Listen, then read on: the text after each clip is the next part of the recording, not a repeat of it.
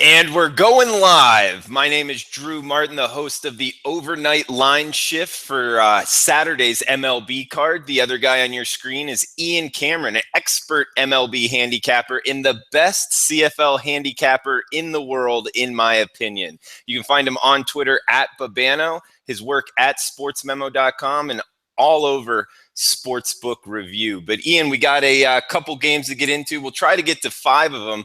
The first one, 9-5-3, 9-5-4, Colorado versus the Chicago Cubs. We got Hoffman versus Butler, and it looks like Chicago's going off as minus 121 favorites right now at Chris. No total because it's at Wrigley. What do you got on this game? Yeah, I mean, what are we looking at here with this Colorado Rockies team? This is now going to be the third game in a row, Drew, in this series that they're going to be an underdog. And all this team does is keep winning games, keep playing well, especially on the road. I mean, this team's road record has been absolutely sensational here all season long. That's continuing now.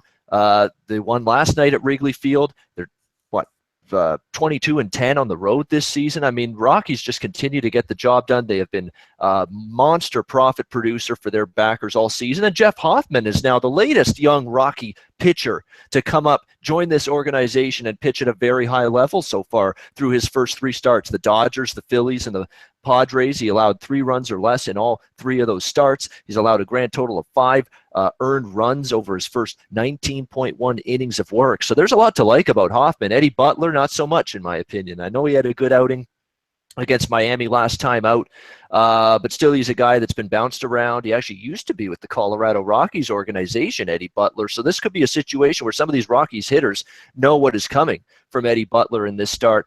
Colorado at a plus price certainly looks appealing to me at this point. Yeah, I agree with you. And I mean, Eddie Butler is not a guy, not an arm I'm looking to back. And it is an interesting dynamic with him coming from Colorado, where he did not have much success at all there. But moving on, we got 9-6-5, 9-6-6, the Angels at the Houston Astros. Astros, obviously the heavy favorite, minus 166 going against the troutless Angels. We got Nolasco versus Friars here. The South Floridian is commanding a minus 166 price tag. Are you going to lay that with the Astros? I actually would consider laying it. I don't know. It's a little high for a guy like Fiers. Sometimes he doesn't put Fiers out very well on the mound. I mean, sometimes he adds fuel to it with the way he pitches it from time to time. And let's not forget, Mike Fiers is a guy that was expected to be going to the bullpen for Houston, but they've got a couple of pitching injuries in their starting rotation right now. Musgrove on the DL. Now they just recently put Dallas Keuchel on the DL.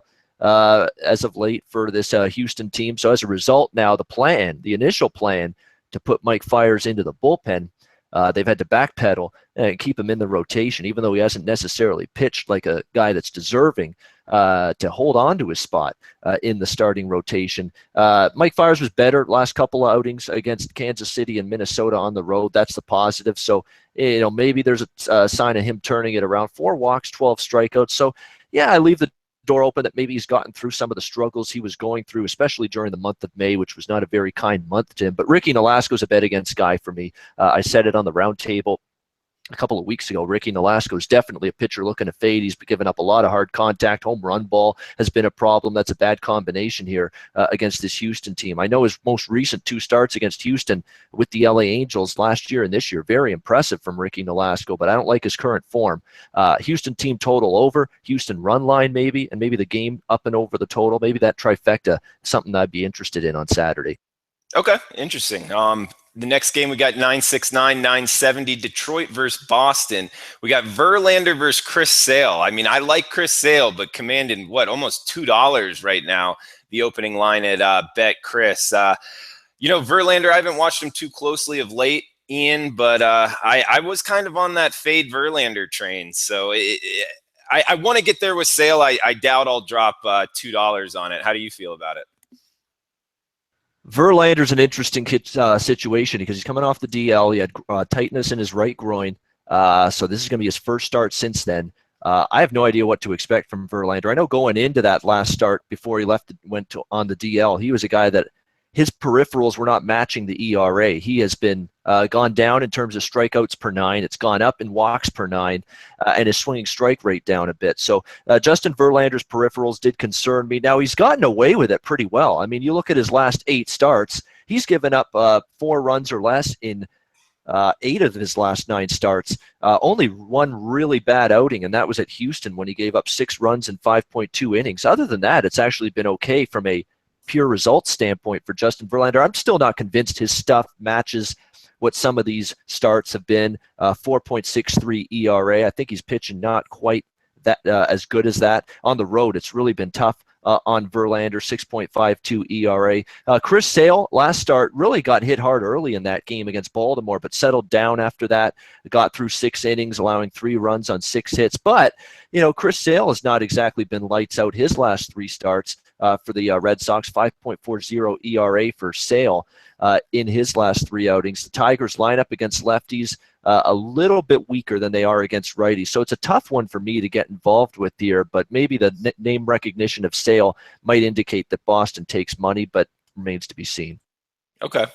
973, 974, we got Baltimore at the New York Yankees. Chris Tillman and Severino, you got to be freaking kidding me. This guy commanding $2 already. Ian, I had him as bet on, but Jesus, man, this market is quick to react to hot pitchers, huh? I mean, Severino minus 190 and the Yankees a total at 9. What do you think about this one? Yeah, it's not just reacting to hot pitchers, Drew. It's hot teams. And the New York Yankees have been a big-time surprise here. And at home, they've been marvelous. 19-9 home record in the Bronx for this New York Yankees team. Pummeling the baseball in this ballpark. Gary Sanchez, Aaron Judge, Brett Gardner, go on down the list. Everybody in this Yankee lineup right now is hitting the baseball at a high level. This lineup clicking. Look what they've put up. They just mashed Boston's pitching in the recent series, especially the last 2 games where they won 8-0 and 9-1, 17 runs last 2 games of that series. I don't think that bodes well for Tillman. I think he's been an absolute disaster since returning for the Baltimore Orioles. This guy's always been hot and cold. You've never known what you're going to get from Chris Tillman start in and start out. You've gotten a whole lot of shit so far from him so far. I mean, 7.9 ERA for Tillman over his last 3 starts. Baltimore a winless 0-3 record in those last 3 Chris Tillman starts. 12 earned runs on 22 hits and 13.2 innings of work. That's just a disaster. 4 home runs allowed, 8 walks, 7 strikeouts. That's not very good either from Tillman. The last 3 outings, just really brutal. Just easy, very, very hittable right now. Not missing many bats with his pitches. Severino is a bet-on guy. He's really turned things around. He's been remarkably dominant in his last 4 outings, 2 runs or less in all of his last 4 starts. He struggled early in the year, Drew, at Yankee Stadium, but his recent starts at Yankee Stadium have been a whole lot better. So, yeah, I agree. Severino should have the better of this matchup, but it's obviously very, very, very well reflected in this number. Yeah, absolutely, man. And what were you saying before the show? We got time for one more, and it's the Happy Friday viewer bonus. Is that what we're calling it? Yeah, we usually do 4 games, Drew, on the overnight shift, but it's a Friday, the end of the week, our last show. I'm going to my favorite bar in Hamilton tonight to watch the NBA Finals. I'm in a good mood, so let's go. Let's do a 5th game. Nice, man. All right, some Canadian action. What kind of beer or liquor are you drinking? Oh, a little bit of everything. Let's put it this way. I'm not going there to drink pop and juice. That's for sure. Okay. What is it? A whiskey or? It depends on the night. Depends on how aggressive you are. But the whiskey sometimes will get you it'll fuck you up sometimes. So you got to take it in small doses. Yeah, it absolutely will. You gotta.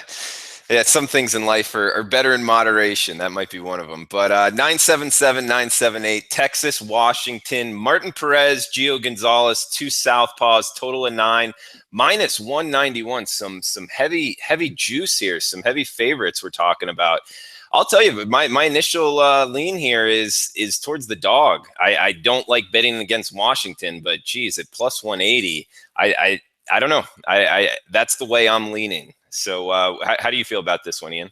Yeah, I agree. From a side perspective, I could only look Texas. I don't like the form that Texas is showing right now, but I don't like the form Gio Gonzalez is showing really either. I mean, he's not a guy I really put in this kind of lofty price range and say, I want to back him and lay $1.90 with Gio Gonzalez. It's just not something I am looking to do. I know Washington's been terrific, particularly at home. I mean, a great home record, 17-9 for the Nationals here in Nationals Park. Martin Perez has struggled last 2 starts against Tampa and Houston, not 11 runs allowed in just 8.2 innings. That's definitely a concern. The Nationals have done fairly well this season against the lefty side, 270 team batting average against southpaws, 5.4 runs per game. So, yeah, they might be able to hit Perez, but on the flip side, Gonzalez, he's been laboring a lot. He hasn't been eating up innings. That's a concern. You look at Gio Gonzalez last several starts, last 6 starts, in fact, hasn't gone beyond the 6th inning. That's a concern when you've got a very, very troubling and unreliable Nationals bullpen slotting in behind him. So maybe this game gets up and over the total. And keep in mind, this is a very early start, 12:05 p.m. Eastern, 9:05 a.m. Pacific time on Saturday. So if you are getting involved from a betting standpoint in this game, be sure to have your bets in on time. Yeah, that's a great point. And usually we don't get into the chat box, but it's a Friday. I guess we can do a little, I'm not sure, get into it a little bit. But some guys are saying, Texas is 2-8 in Perez's last 10 starts. So that is a little bit scary. Also, somebody asking, Molson, are you drinking Molson? Molson is Labatt Blue, Molson. Coors Banquet's one of my favorites right now. That's a really good beer. That really gold can. It's a gold can, right? Yeah. Upper Canada beer is a really good beer that's sold here in Canada as well. Moosehead, Muskoka Brewery, a great brewery up in the cottage country area of Ontario. Fantastic beer that they've got up there. Muskoka Brewery is just excellent. You got Lagershed Brewery in my hometown of Dundas, which is really good. It just opened last year. I like some of their craft brewery. I'm into more craft beers now too. I like the stuff that you can get, the mainstream stuff, the Buds, the Labatts, but I also like the craft beer. It's growing and getting more popular as time goes on. Yeah, it's even growing down here in Costa Rica too. I mean, obviously in the States, it's huge. One thing I've noticed though, if you're going to drink a bunch, like 10 beers, craft beer is tough to drink a lot of. I'd rather drink a lot of like Budweiser or something like that. It's like craft beer is like what you got to do with wine. You got to just, savor it, and just enjoy it. Don't guzzle it, just savor it, take your time with it, enjoy the taste, enjoy the flavor, and just cherish the time you've got drinking it, because it's fine beer and it's very good. Yeah, absolutely. And we'll I guess we ran a little bit over, but it's a Friday. And thanks for chiming in, guys. If you like the content, please give us a like, a thumbs up. It helps us out a lot. And we will be back on Tuesday talking about Wednesday's card. For Ian Cameron, find him on Twitter @Babano. For Ian Cameron, I am Drew Martin. Thanks for tuning in, guys. Have a good weekend, everyone.